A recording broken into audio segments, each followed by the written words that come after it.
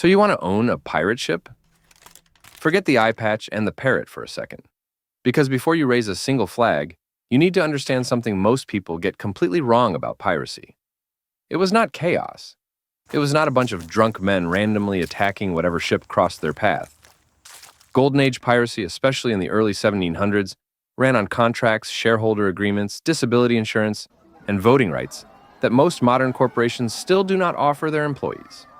Piracy was a business, a violent, illegal, terrifying business, but a business with a balance sheet all the same. And like any business, it had massive startup costs, a brutal cost structure, wildly unpredictable revenue, and a workforce that could vote you out of a job by lunchtime. So let's break down what it actually costs to own and operate a pirate ship, and why most pirate captains were, frankly, running on thinner margins than a modern food truck. Let's start with the ship itself, because the first problem with owning a pirate ship is that nobody sells you a pirate ship. There was no shipyard with a sign that said, "Vessels for illegal seaborne robbery, inquire within." Every pirate ship in history started life as something else, usually a merchant vessel or a naval ship, and became a pirate ship through one of three methods, all of which came with their own price tag. Method 1 was theft, and this was by far the most common path into ship ownership. A pirate crew would start small, often in a stolen sloop or a captured fishing boat, and work their way up by capturing progressively larger vessels. The famous pirate Bartholomew Roberts started his career on a small sloop and eventually commanded a 40-gun former slave ship he renamed the Royal Fortune. The acquisition cost here was essentially zero in cash terms, but the risk cost was enormous. You were betting your life and your entire crew's lives on winning a fight, and losing that fight usually meant death or capture rather than bankruptcy. Method 2 was mutiny, which is really just theft with extra paperwork. Crews on merchant or naval vessels would occasionally decide their captain was expendable and their ship was better used for piracy. This is technically a zero-cost acquisition too, but it carries a hidden cost that most business analyses ignore, which is reputational risk among your own crew. If you got your position through mutiny, your crew already knows mutiny is on the table as an option, and that tends to make for a shorter career. Method 3, and this is the one modern audiences find surprising, was legitimate purchase, at least on paper. Privateers who operated as a kind of state-sanctioned pirate with a government license called a letter of marque sometimes bought or commissioned ships outright, backed by wealthy investors who expected a cut of the profits. A well-built sloop in the early 1700s could run anywhere from 300 to 800 pounds sterling, which translates to roughly $60,000 to $160,000 in today's money depending on which conversion method you use. A larger frigate-class vessel could cost several thousand pounds, easily north of $500,000 in modern terms. So depending on your path, your entry cost into ship ownership ranged from $0 in everything you own to a six-figure investment backed by financiers who wanted a return. Now let's talk about your most expensive line item. And this is where the pirate ship business model starts looking less like theft and more like a strange, violent cooperative. Most pirate crews operated under a document called the ship's articles, which every crew member signed, sometimes literally in blood, though usually just ink. These articles functioned as an employment contract, a corporate charter, and a workers' compensation policy all rolled into one, and they were often more generous to the average worker than anything available on land at the time. The pay structure was share-based, not wage-based. This is critical because it means the captain was not paying his crew a salary out of pocket. Instead, plunder was pooled and divided according to a predetermined ratio. A typical structure under Bartholomew Roberts gave the captain and quartermaster around 2 shares each, while other officers received 1.5 shares, and ordinary crew received 1 share. This meant a captain earned roughly double what a deckhand earned, which is a laughably small pay gap compared to, say, the modern ratio between a CEO and an entry-level employee, which frequently exceeds 300 to 1. This share system had a real economic advantage for the captain, which is that it converted a fixed labor cost into a variable one. No plunder meant no pay for anyone, captain included. This is essentially the same risk-sharing model modern startups use with equity compensation instead of salary, except the modern version does not usually end in cannon fire. Then there was the insurance piece, and this genuinely surprises people. Many pirate articles included what amounted to a workers' compensation schedule. Lose your right arm in battle?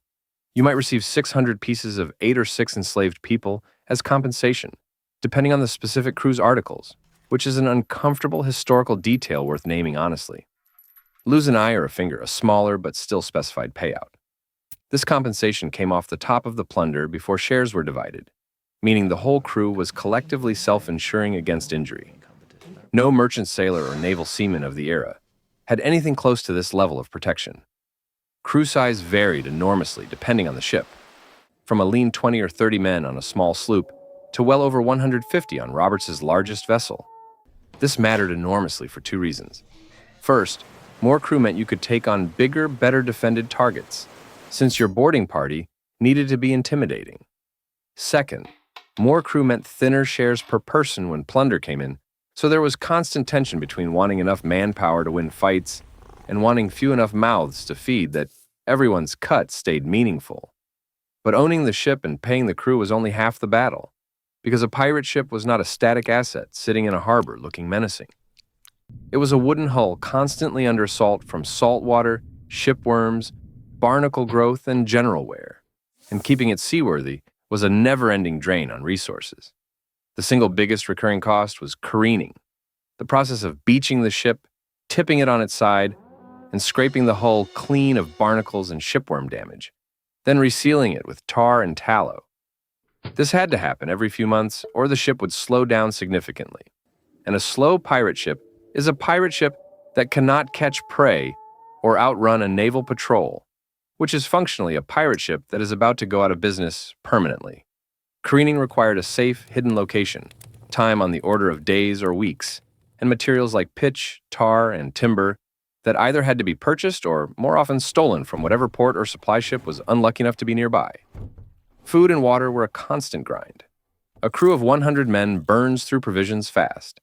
And unlike modern shipping, there was no refrigeration, so meat spoiled, biscuit went moldy and full of weevils, and fresh water turned foul in wooden casks within weeks. Pirates dealt with this the same way they dealt with most supply problems, which was simply taking it from other ships. But this meant provisioning was never a guaranteed cost you could budget for. Some voyages, food was abundant because you captured a well-stocked merchantman. Other voyages, you were rationing biscuit and praying for landfall. Weapons and ammunition needed constant replenishing. Cannon shot, gunpowder, muskets, cutlasses, all of it degraded, got used up, or was lost in combat. And a ship that ran out of gunpowder mid-fight was a ship about to be captured or sunk. Rigging, sails, and rope wore out from constant use and weather exposure and needed regular replacement. Another cost that came directly out of captured goods rather than a cash reserve, since actual currency was often the scarcest resource on board. Now for the part everyone actually wants to know about, which is the money coming in. And here's the uncomfortable truth about pirate economics that a lot of romanticized pop culture glosses over. Most prizes, meaning captured ships, were disappointing. The overwhelming majority of vessels pirates captured were merchant ships carrying cargo like sugar, tobacco, cloth, timber, or foodstuffs, not chests of gold doubloons. This cargo had value, but it needed to be sold, and selling stolen goods required either a corrupt port official willing to look the other way, a black market buyer, or a sympathetic colonial town, where authorities were more interested in cheap goods than in enforcing piracy laws. This meant plunder was not liquid. A ship full of stolen sugar was worth a lot on paper, and worth very little until someone actually bought it. And finding that someone took time, contacts, and often a cut paid to whoever helped you offload it. Occasional massive scores did happen, and they are the reason piracy has such a glamorous reputation. When Bartholomew Roberts captured the Portuguese treasure ship Sagrada Familia off Brazil in 1719, his crew reportedly walked away with gold worth well over 50,000 pounds, an almost unfathomable sum for the time, equivalent to tens of millions of dollars today. But moments like that were the exception, not the business model. Most working pirates went months between meaningful captures, and a lot of prizes yielded barely enough to cover the ship's operating costs, let alone make anyone rich. There is also the question of what pirates actually did with their money once they had it. And the answer's mostly that they spent it fast. Pirate havens like Nassau in the Bahamas during its lawless years, or Port Royal in Jamaica before the 1692 earthquake, thrived on pirates blowing through their shares on drink, gambling, and short-term luxury almost as fast as they earned it. This was less about financial recklessness and more about the reality of the job. Life expectancy in piracy was short. Capture meant execution, and there was no retirement account to plan for. So the incentive to save for the future was practically non-existent. Here's the part of pirate ship economics that sounds the most made up and is actually the most historically documented, which is how these ships were governed. Pirate crews elected their captains and could vote to remove them. The captain held near absolute authority during combat, when split-second decisions mattered. But during ordinary sailing, major decisions like where to sail, which ships to target, and how to divide plunder were often put to a vote among the crew. This is a genuinely radical governance structure for the early 1700s, a period when most of the world operated under monarchy, aristocracy, or strict maritime hierarchy, where a ship's captain had near total, unquestioned authority over his crew. The quartermaster served as a kind of check on captain's power, managing the day-to-day distribution of food, plunder, and discipline. And in some crews, the quartermaster held more practical authority over daily life aboard ship than the captain did. This dual power structure existed specifically to prevent any one person from accumulating too much control and abusing the crew, which was a real and common problem on naval and merchant vessels of the era. Discipline aboard a pirate ship followed the written articles rather than a captain's personal whim. Gambling was frequently banned outright, since it caused fights and financial disputes among crew who all needed each other to survive. Fighting between crew members was often required to happen on land rather than aboard ship, specifically to prevent violence from breaking out in cramped, high-stakes quarters, where any conflict could turn into a full crew fracture at sea. Bringing women aboard was banned on many ships, again for the same reason, avoiding disputes that could fracture crew unity when unity was the only thing keeping everyone alive. What this all means from a business perspective is that a pirate captain did not run a dictatorship.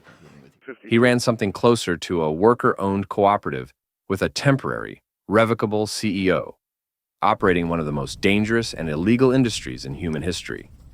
It is also worth understanding that pirate economics were not the same everywhere, because location changed the entire business model. The Caribbean, the setting most people picture, was a high-volume, low-value market. Sugar, tobacco, and timber moved constantly between colonies, so targets were plentiful. But individual cargoes were rarely spectacular, which is exactly why so many Caribbean pirates operated on thin margins, despite staying almost constantly active. The Indian Ocean was a completely different game. This was the route for the Mughal Empire's treasure fleets, European East India Company ships, and pilgrim vessels carrying wealthy travelers to Mecca, all loaded with gold, silk, and spices worth staggering sums. Henry Every's capture of the Ganges Sawai in 1695, a Mughal treasure ship, may have netted his crew individual shares worth more than most sailors would earn in several lifetimes of honest work, reportedly in the range of several £100s per ordinary crewman, an almost unheard-of payout for a single job. But the Indian Ocean route also meant sailing thousands of miles from any friendly port, with no safe harbor to resupply or careen the ship, and it meant enraging the Mughal Empire badly enough that England's own East India Company nearly lost its trading rights in India as a direct result of Every's raid. Higher reward, dramatically higher operational risk. Then, there was the Barbary coast of North Africa, which ran an entirely different model still, closer to a state-sponsored industry than freelance piracy. Barbary corsairs operated with the backing of local rulers, targeted European shipping and coastal towns for both cargo and captives, and generated revenue not just from goods but from ransom and the slave trade, an especially brutal and organized version of the same basic economic logic, run more like a licensed enterprise than an outlaw operation. This regional variation explains why some pirate captains became legendary and others starved in obscurity despite equal skill and equal risk tolerance. Blackbeard, arguably the most famous pirate in history, actually died with a relatively modest personal fortune by pirate standards, having built his reputation more on terror and branding than on massive individual scores. His real advantage was psychological. Ships that saw his black flag and his lit fuses tucked into his beard often surrendered without a fight, which meant lower risk and lower cost per capture, even if the prizes themselves were unremarkable. In a strange way, Blackbeard's greatest business asset was not his cannon count, it was his marketing. Compare that to someone like Bartholomew Roberts, who captured an estimated 400 ships over roughly 3 years, an almost industrial rate of production for an illegal enterprise, built on speed, aggression, and a willingness to take on targets other captains considered too risky. Roberts essentially ran high volume, where Blackbeard ran high intimidation, two completely different business strategies inside the same illegal industry, and both were, in their own way, effective. Of course, no honest accounting of pirate ship economics can skip the liability side, because the risks were genuinely existential, in a way almost no legitimate business today can compare to. Capture by naval forces meant trial and execution, typically by hanging, and colonial governments actively hunted pirate crews specifically because piracy disrupted trade routes that entire empires depended on. The so-called golden age of piracy effectively ended within about a decade, largely because Britain, Spain, and other naval powers made a coordinated effort to eliminate it, offering pardons to pirates who surrendered and deploying dedicated naval patrols to hunt down those who did not. Disease killed more sailors than combat did, across nearly every maritime profession of the era, pirates included. Cramped quarters, poor nutrition, and long stretches at sea created ideal conditions for outbreaks that could gut a crew's manpower without a single cannon being fired. Storms and shipwreck were a constant, unpredictable risk that could end a voyage, a ship, and every life aboard in a single afternoon, with zero warning and zero insurance payout beyond whatever the crew's own articles specified for lost limbs, which obviously did not apply to lost lives. And then, there was the simple risk of losing a fight. Unlike a modern business failure, where you lose money and maybe your job, losing a naval engagement usually meant losing your ship, your crew, and quite often your life, in that order, in the same afternoon. So does the pirate ship business model actually work? As a purely financial venture, it is genuinely one of the worst risk-adjusted businesses imaginable. Startup costs range from nothing to 6 figures. Operating costs are constant and unavoidable. Revenue is wildly unpredictable and frequently disappointing. And the downside case is not bankruptcy. It is death by hanging or drowning. No modern investor would touch this pitch deck. But as a piece of economic history, it is genuinely remarkable. Pirate crews built profit-sharing structures, disability compensation, and democratic governance centuries before those ideas became mainstream in legitimate labor movements.